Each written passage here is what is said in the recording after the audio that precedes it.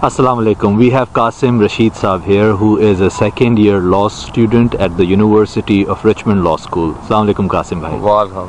I just wanted to get straight into the heart of the question, which is, how do you become a lawyer? At what stage did you know that you really wanted to become a lawyer? What stage of your educational career?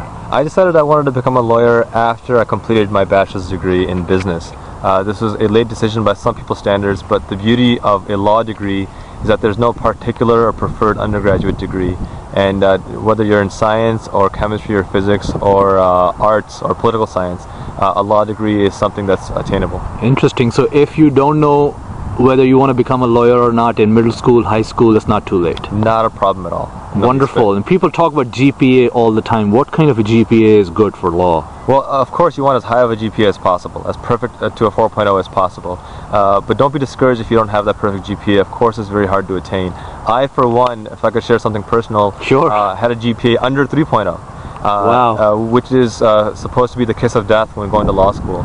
But I was able to compensate through some other means and get admission to a great school at the University of Richmond. I would love to know more. How did you turn that kiss of death into a kiss of life? How did that work? Well, I think the first thing that every individual needs to consider is that a law school application is not a two-dimensional GPA and LSAT, which we'll talk about in a minute. They want to see that you're a well-rounded individual. So I demonstrated that through my extracurricular activities, like what? Including publications through MSQ, Majlis Sultan al-Qalam. They like to see that you're published, you know how to write, and that you have a topic that you're passionate about. For me, it was human rights and the persecution of the Jamaat.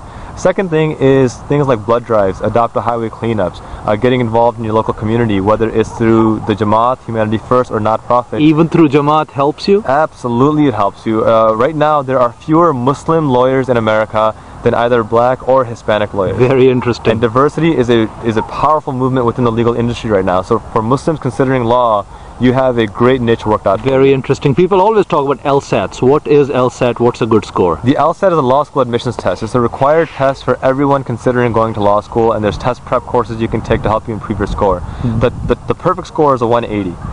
Most law schools that are in top tier want you to have at least a 160 or higher, which is 90th percentile.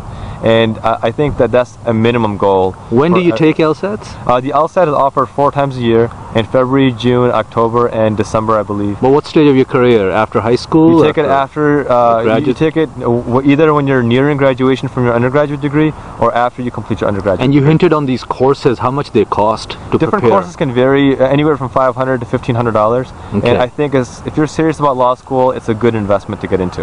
I'll only be serious if I know how much it'll cost me for 3 years. So typically a law school will run you anywhere between $15,000 and $45,000 a year, depending on the law school that you go to, and also depending on whether you're taking a cost of living loans.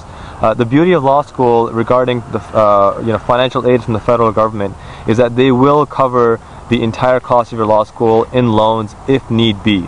So if you're worried about not getting enough scholarship money, there is money available. Is someone who's really middle of the curve student, what's a reasonable expense after all the financial aid scholarships? Reasonably, what do you think is a reasonable price tag he's going to end up with after 3 years? Well, I can tell you my own personal experience, which is pretty typical. I'll have about $150,000 to $160,000 in debt once I complete my law degree next year. And once you complete your law, typically, once again, middle of the curve, how long will it take for someone to be able to repay that loan?